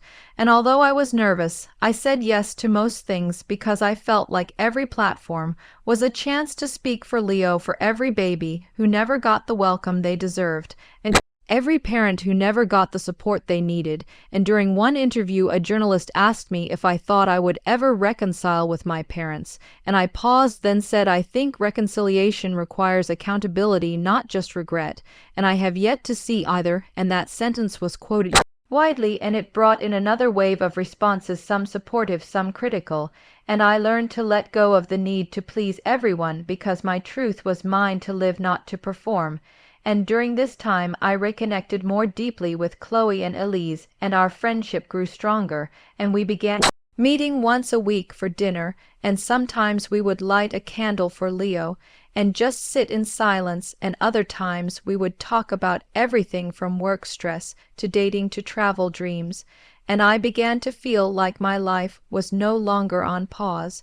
And one evening Elise brought her nephew to a dinner, and I watched him play with a toy train, and for a brief moment I imagined what Leo would have looked like at that age, and it hit me like a wave, but I did not break. Instead, I let the sadness move through me, and then I smiled because I knew love could make room for both joy and ache. And later that night Chloe asked me if I had ever considered writing a memoir, and I said I was not sure if I was ready, but the idea stayed with me. And over the following months I began outlining chapters, not chronologically, but thematically, and I titled each one after something I had lost or found, or redefined, and it felt like stitching together a tapestry of pain and strength. And one morning, while editing a chapter called Silence, I got a call from an unfamiliar number, and when I answered it was my mother, and I nearly dropped the phone. She said she had read my latest piece and wanted to talk, and her voice sounded older, softer, and I said okay, and we agreed to meet at a cafe near my house. And when I walked in, she was already seated holding a copy of my book, and when she saw me, she stood and hugged me, and I froze, then slowly raised my arms and hugged her back, and we sat down, and she began to speak. She said she was sorry that she had not known how to respond to my pain, that she had failed me and failed Leo, and that it haunted her more than she let on. And I listened, not ready to forgive, but ready to hear. And when she finished, I said thank you for saying that, and we sat in silence, then talked about the weather and work and small things. And before leaving, she asked if I would ever let her see Leo's memory box, and I said maybe someday, and we parted, and I walked home with shaking hands and a heavy heart, and I did not know what that meeting meant, but I knew it was a crack in the wall that had stood between us for so long. And over the next few weeks we spoke a few more times, brief calls, updates, questions, and while I did not rush to trust, I allowed space for possibility. And my father remained more distant, but one afternoon he sent a message that said, "I am sorry for the pool party," and I did not reply, but I stared at that message for a long time. and I knew it took something for him to write, that even if it came years too late, and I saved the message but did not answer, and I allowed myself to move forward at my own pace, and I focused on finishing the memoir, and when it was done I titled it What Remains, and on the dedication page I wrote for Leo, who taught me that love does not end, and for every parent still learning how to breathe again. And when the book launched I received more letters, more stories, more names, and I kept adding them to the notebook, and one day a woman named Isabel sent me a photo of her newborn daughter named after her sister, who had died as a baby, and she wrote, "I wanted you to know that your story gave me the strength to become a mother again." And I printed that letter and placed it inside Leo's box, and I whispered, "You are still here," in ways I never imagined, and I held that truth close and continued to speak to groups, to write, to teach. And every time I stood before a crowd, I began with the same words: "This is for the babies who were loved, but never held long enough, for the mothers who still set places at the table for the fathers, who carry photos in their wallets for the siblings who ask questions no one knows how to answer, for the families broken and mending, and for every heart that beats in memory." And I watched as people leaned in, as their shoulders dropped as they let themselves be seen, and I felt Leo's presence in those rooms, in the breath between words, in the stillness after applause, and I knew I was doing what I was meant to do, not because of pain, but because of love, and I let that guide me, one word, one story, one name at a time. When the second book came out, I dedicated it entirely to voices like mine, to the parents who had lost and been overlooked, to the families who were told to move on, as if their grief had an expiration date. And in the weeks that followed, I was flooded with more messages, more stories of sorrow and survival, and I created an online space where people could share memories of children they had lost, whether through miscarriage, stillbirth, illness, or accident. And within days the page had hundreds of posts from mothers and fathers and grandparents and even siblings, and I moderated every story with care, reading each line through tears and awe, and I saw patterns emerge again and again. People felt unseen, unsupported, dismissed by the very people who were supposed to hold them, and I realized that my story was far from rare, and that knowledge both comforted and hurt, because while it gave me a sense of solidarity, it also showed just how widespread the silence around child loss truly was. And one night I received a message from a young woman who said she had been planning to end her life after losing her infant son, until she came across my writing, and it gave her permission to grieve without shame. And I stared at her words and realized that sharing Leo's story had become more than healing for myself. It had become a life raft for others, and that made the weight of my grief feel lighter, because it had purpose. And not long after that I was invited to deliver a keynote at a National Mental Health Conference, and I stood on the stage looking out at a sea of faces, many of them tearful, some of them smiling, and I spoke not just about loss, but about the importance of being witnessed, about the quiet violence of being told to move on. And I ended the speech by holding up small knitted cap, the one Leo had worn in the hospital, and I said, "This belonged to someone who was here and loved and gone too soon, and who will always matter." And the applause that followed was not loud, it was tender, and that made it more powerful. And afterward, several people came to me, including a woman whose daughter had died 30 years ago, and she said she had never been able to talk about it until that night, and I held her hand and told her it was never too late to speak their name, and we said her daughter's name together, and I could feel something sacred in the air. And as the years passed, I learned how to carry my grief without letting it consume me. I learned that it would always be there, but it did not have to define me, and I learned how to set boundaries with my parents, how to allow small channels of contact without reopening old wounds. And one afternoon I received a package from my mother. It was a small box wrapped in tissue paper, and inside was a locket with Leo's initials engraved on the back, and a note that read, "I will always regret not being there. I hope one day you can forgive me." And I sat with that note for a long time, unsure what to feel, because part of me wanted to believe she had changed, and part of me was still that woman standing at her son's funeral alone. And I placed the locket in Leo's box, and decided I did not have to choose. I could hold both truth and tenderness. And that evening, I wrote her a short message that said, "Thank you for the gift I hope you are well, and that was all, and I felt a kind of closure not because everything was healed, but because I no longer needed their validation to feel whole, and my journey as a writer continued expanding beyond grief into advocacy and education, and I was invited to consult on hospital protocols for bereavement care and help develop a training program for nurses and doctors on how to support grieving parents. And it felt deeply redemptive to know that Leo's life, however brief, was making real changes in the world. And I often thought of what he might have been like, what kind of laugh he would have had, what books he might have loved, and I let those thoughts come and go like waves, gentle reminders of a love that never left, and my home became a space filled with reminders not of death, but of memory-framed prints of his footprints, a mobile above my writing desk made of stars and clouds, a candle I lit every year on his birthday, and I no longer cried every day, but I still cried sometimes, and I let myself because love does not disappear, and neither does longing, and I began working on a new book, one that explored the long arc of motherhood in all its forms, and I interviewed women from different backgrounds, some who had lost children, some who had adopted, some who had chosen not to become mothers, and each story added texture to my own and reminded me how vast and varied this journey can be.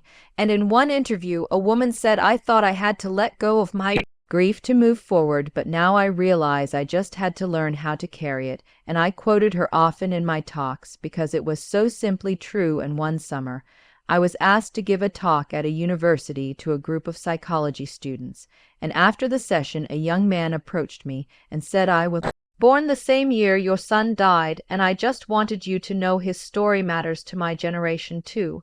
And I was so moved I could hardly speak, and I shook his hand and said thank you, and I carried that moment with me as I continued to grow into my work and into myself, and years later, when I received an award for community impact, I stood on stage and said, "This is not about me, this is about Leo, and about every child who was loved and lost, and about every parent who kept going even when their world stopped." And I read out loud the names of 10 children whose parents had shared their stories with me, and I watched the audience bow their heads, and I knew that in that moment those names were heard, and that mattered. And as the event ended, a man in a suit came up to me and said, "I am so sorry for your loss, and I just wanted to thank you for making space for all of us." And he walked away before I could ask who he was, and I thought maybe that is what healing looks like, 1,000 quiet acknowledgments, 1,000 invisible threads tying us to each other. And when I returned home, I sat on the porch with a cup of tea and watched the wind move through the trees, and I thought of Leo, and I whispered thank you not just to him but to the universe for letting me be his mother, even if only for a short while. And I wrote those words down and used them as the final line of my next essay. And when it was published, I received hundreds of responses, including one from a woman who said, "I never knew how to talk about my miscarriage until now, and I shared your words with my partner, and we cried together for the first time in years, and I keep thinking about how one small story can unlock so many hearts, and I felt proud not of my pain, but of what I had built with it, a bridge, a light, a hand reaching out, and I knew I would keep writing, not because I was broken, but because I was whole in a way I had never expected. And every time I opened my notebook and began a new story, I imagined Leo sitting beside me, tiny hand on my arm, guiding me word by word, breath by breath, and that was enough." The first time I stood before a classroom of young writers and told them about Leo, I noticed something shift in the air, a stillness that settled over the room like mist. And I spoke slowly, carefully choosing each word, not because I was afraid, but because I had learned that truth did not need to be loud to be powerful. And I said, this story is not just about death, it is about presence, and how sometimes what remains is just as real as what is gone. And I told them how I wrote through pain and through silence, and how some days I wrote just one sentence, and other days I poured everything out, and I saw their heads nod, and some of them scribbled notes, and one girl raised her hand and asked, "How do you write when the world keeps telling you not to?" And I looked at her and said, "You write anyway," and her eyes filled with tears, and I saw myself in her, a younger version who had once been told to be quiet to move on, and I left that classroom feeling like I had done something that mattered, and I kept speaking not just at schools, but at support groups and fundraisers and therapy trainings, and even in one church where I was not sure I would be welcomed, but they listened and they stayed. And afterward, one man came up to me and said I never got to hold my son, and no one ever asked me about him until now, and I told him I was honored to hear his story, and he squeezed my hand and walked away with tears in his eyes, and every time someone shared with me, I carried that story like a stone in my pocket, a reminder that Leo had opened a path for others, and I started working on a memoir not because I needed to relive the pain, but because I wanted to trace how healing could look like a garden growing wild and slow and beautiful, and in the process I discovered how much strength had grown in the places that once felt empty, and as I wrote I remembered more than sorrow. I remembered the softness of his cheeks, the way he fit perfectly in my arms, the sound of the wind the day we said good-bye, and I let those memories become anchors, not weights, and it helped me breathe deeper and love better. And even though I would never stop missing him, I stopped fearing the ache because I understood it now. It was part of me like bone and blood, and I knew how to live with it. And one day I received an invitation to a national grief symposium hosted by a network of hospitals and researchers and spiritual leaders, and they wanted me to share my story as a way to bridge the gap between medical care and emotional truth. And I said yes, not knowing what to expect. And when I arrived, I was seated next to a pediatrician who had delivered over 500 babies in her career. And she whispered, "I still cry sometimes," and I said, "So do I," and we smiled. And that day I stood on a stage in front of hundreds of people, and I told them that losing Leo had nearly broken me, but speaking his name had rebuilt me. And I told them about the moment my parents chose a party over a funeral, and how I carried that betrayal for years until I learned that I did not need their apology to keep going. And I told them that grief is not a season, it is a language, and some of us speak it forever. And when I finished, the applause was quiet but steady, and afterward a woman in her 60s hugged me and said, "My daughter died 30 years ago," and I stopped saying her name because everyone looked away, and I said, "Say it now," and we said it together, and I held her and we cried, and I knew that was why I kept telling this story. And over time I created a nonprofit in Leo's name, focused on parent grief advocacy, and I called it Light for Leo, and it offered grief kits to hospitals and funded memorial projects and ran workshops on how to talk to grieving families, and it grew faster than I expected, and people from around the world sent donations and letters and photos, and I read every single one and felt the thread that connected us all. And during one of our community events I met a man named Ben who had lost his daughter in a car accident, and we talked for hours not just about loss but about life, and we stayed in touch and eventually met again, and slowly something gentle grew between us, not to replace what we lost but to honor it. And he understood when I lit a candle for Leo before dinner, and I understood when he wore a bracelet with his daughter's name every day. And we walked side by side, both of us scarred, both of us steady, and I never thought I would fall in love again. But I did not because I was healed, but because I had made peace with the wounds. And one morning, while we were having coffee, he asked if I ever imagined having another child, and I said sometimes, and he said me too, and we did not rush it. We talked and planned and waited, and when the time felt right, we tried, and months passed, and then one day the test showed 2 lines, and I cried not from fear, but from hope. And through the pregnancy I felt everything more sharply, every kick, every flutter, every heartbeat, and I carried Leo with me every step, and I told the baby stories about their brother, and I held both joy and sorrow. And when the day came and I held my daughter in my arms, I whispered, "You have a big brother who would have loved you so much," and I felt something settle in my heart, not closure but connection.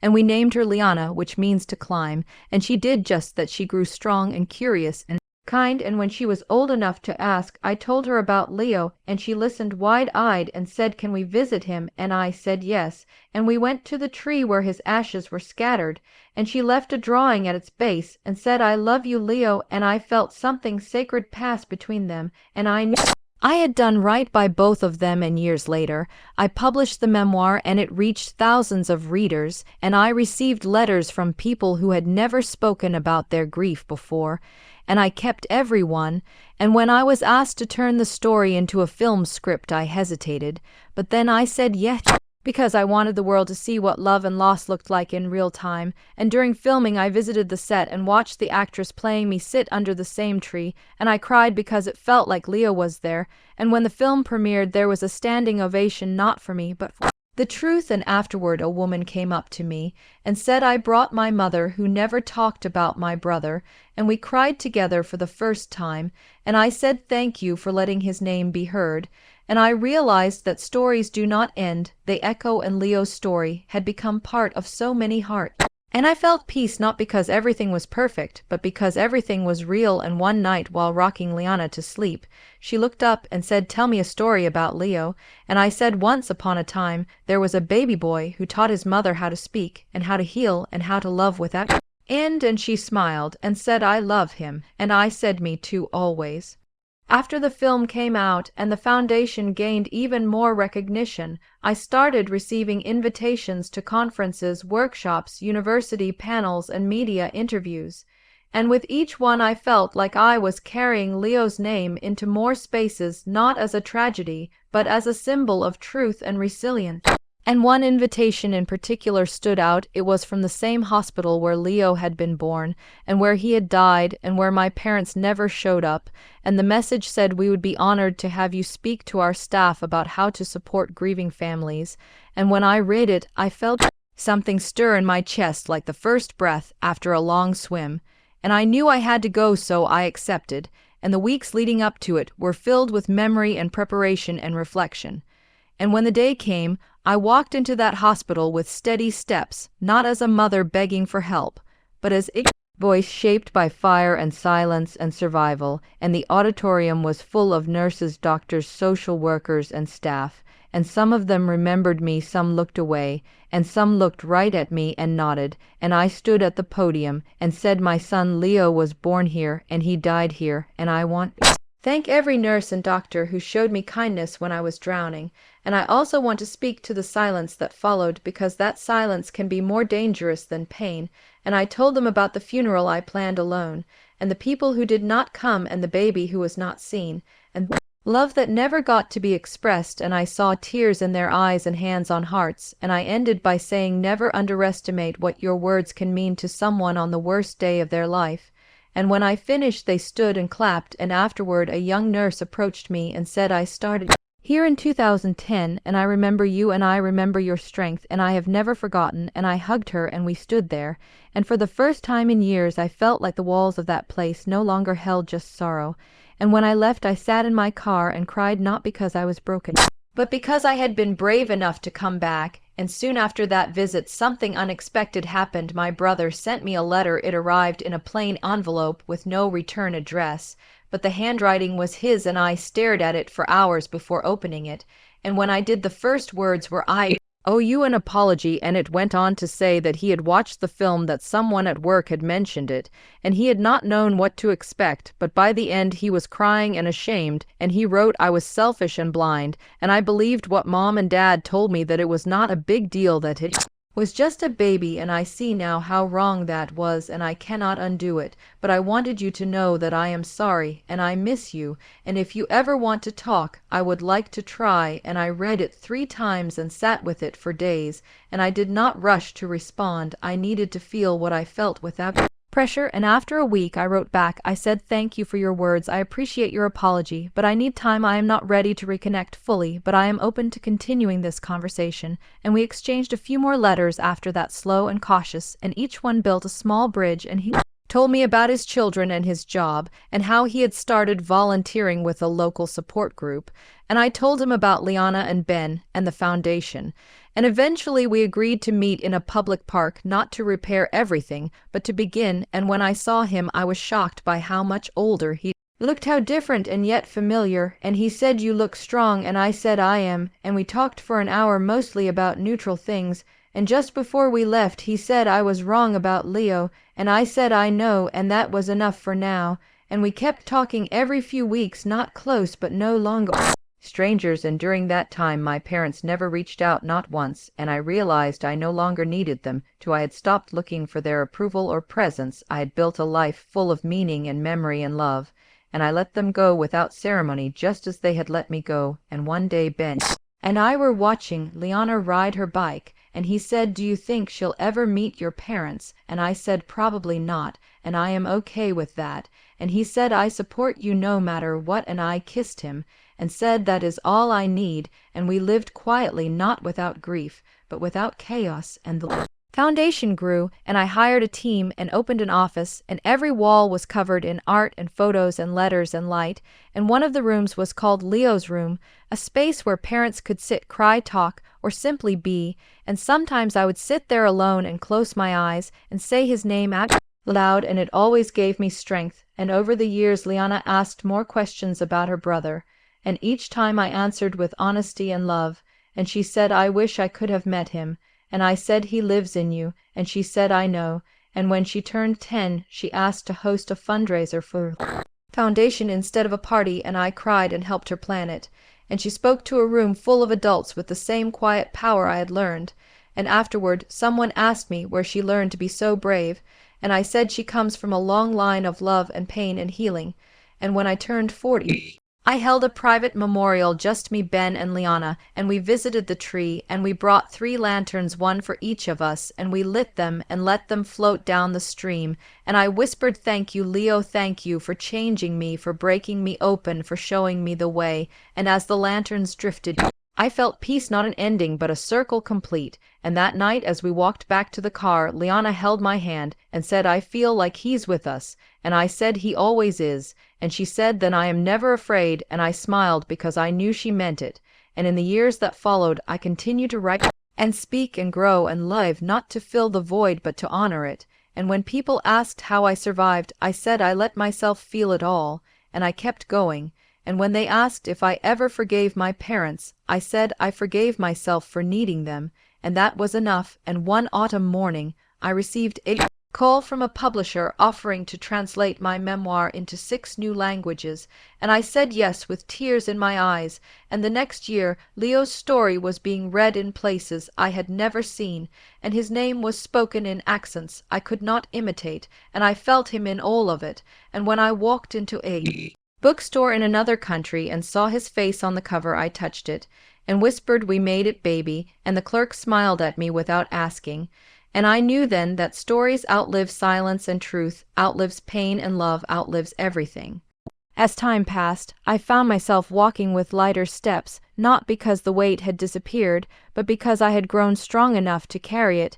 And some days the grief would surprise me like a familiar face in a crowd, showing up when I least expected it, and other days it would sit quietly in corner of my life, reminding me that love never truly leaves, it only changes shape. And one afternoon, while cleaning out an old drawer, I found the hospital bracelet from the day Leo was born, tiny and faded and wrapped in a soft tissue, and I held it in my palm for a long time, then placed it in a shadow box with his first ultrasound photo and a pressed flower from his grave, and hung it near my writing desk, not as a shrine but as a reminder that beginnings and endings are part of the same truth. And every time I looked at it, I whispered, "I remember," and in those moments I felt the past and present meet like waves folding into each other, and I knew I would never forget. And around that time Liana came home from school with a project titled My Family, and she drew a picture of Ben herself, me, and a little star next to us. And when I asked what the star was, she said, "That is Leo. He is always part of our family, even if I never met him." And I felt my chest ache in the best way, because she had absorbed not just the facts, but the feeling, the truth that family is not limited by time or presence. And when she stood in front of her class and explained it, her teacher sent me a note saying, "Your daughter has a heart that holds galaxies." And I wrote back, "She learned from loss and love both." And as the years unfolded, we created new traditions. Every year on Leo's birthday, we planted something new in the garden, and Liana chose the seeds, sometimes sunflowers, sometimes tulips, and one year she picked lavender because she said it smells like peace, and every time it bloomed I felt him there gentle and steady, and I realized that grief had woven itself into our joy not as a shadow, but as a thread of depth and meaning, and I no longer tried to hide the hard parts of our story. Instead, I let them be seen because truth has its own kind of light, and I kept writing not just about Leo, but about motherhood, resilience, memory, and hope. And eventually a major streaming service reached out asking to adapt my memoir into a limited series, and I sat in the meeting with producers and executives and said only if it stays honest, no gloss, no neat endings, just the real raw love and pain and healing. And they agreed, and soon actors were cast and scripts were written, and I visited the set one day and watched a scene being filmed, the funeral, the silence, the absence, and I stood behind the camera with tears in my eyes because it was not just my story anymore. It belonged to every parent who had felt invisible, every mother who had buried a child, every family who had been told to move on too soon. And when the series aired, the response was overwhelming: letters from strangers, hugs from neighbors, quiet nods in grocery stores, and one message from a woman who said, "Your story stopped me from ending mine." And I carry that with me always, and through it all my parents remained silent, and in that silence I found clarity. They had chosen their absence, and I had chosen presence. And one day, while organizing documents, I found the old voicemail from my father, the one from the day of the funeral, and I listened to it one last time, then deleted it, not out of anger, but out of freedom. And that night I sat with Ben on the porch, and he said, "Do you ever think they will change?" And I said, "I do not know. But I am no longer waiting." And he said, "That is brave," and I said, "That is necessary." And as Liana grew into her teenage years, she became a blend of softness and fire, asking big questions, dreaming big dreams. And one evening, she asked, "Can I name my future daughter after Leo?" And I said, "You can name her whatever carries your love." And she smiled and said, "Then maybe not Leo, but something that reminds me of him." And that was perfect. And the foundation expanded to offer scholarships, mental health support, art therapy, and more. And we opened a second center in another city and named it the Leo Light Center. And during the opening ceremony, I gave a speech about the power of naming and how when you speak the truth, it echoes and heals. And when the ceremony ended, a young couple approached me holding a baby, and they said, "We named him after your son."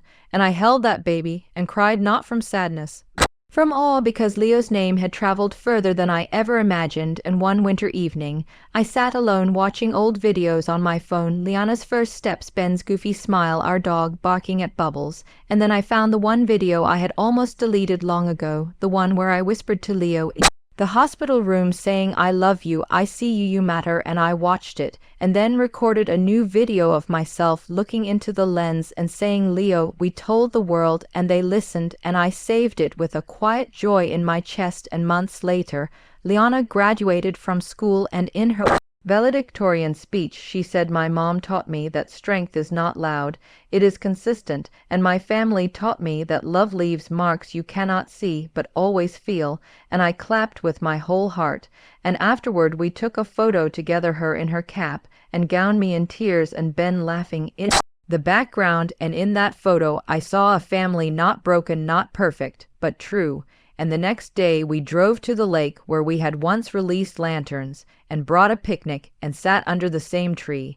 And I told them, "I want to grow old here near this water, near this tree." And Ben said, "Then we will." And Liana said, "I will bring my kids here one day and tell them everything." And I leaned back and listened to the wind. And for the first time in many years I felt still, not because the world had changed, but because I had become rooted. And that night I wrote one last entry in my journal, and it said, "My son was real, my love was loud, my pain was honest, and my healing was earned, and I have lived a life that honored him and me, and all those who ever felt unseen." And I closed the journal and placed it next to Leo's box, and turned off the light and slept with peace, not as an absence of sorrow, but as a presence of love. And years later, when I was asked to speak at an international conference on grief, I stood before thousands and began with these words: "Once I was a mother who buried her child alone, but I am no longer alone, and neither are you." And as I said those words, I saw faces lift, eyes shine, and I knew that Leo had not only lived, he had led. And when I returned home, I found a package on my doorstep. It was from my brother. Inside was a framed photo of his kids holding a sign that read "Thank you, Auntie," and a note that said "I am proud of you," and "I love you," and I placed it on the shelf not as a trophy, but as a step, and in that moment I felt a full circle, not perfect, not healed, not closed, but whole in its own way, and I walked to the garden, touched the lavender, and whispered, "Thank you, Leo, thank you for everything." Outro. This story is not just about revenge, it is about truth, pain, and rising stronger than before. If this hit your heart, then you know what to do. Like the video, drop your thoughts in the comments, and subscribe for more real stories that burn like fire. Until next time, stay sharp, stay loud, stay rebel.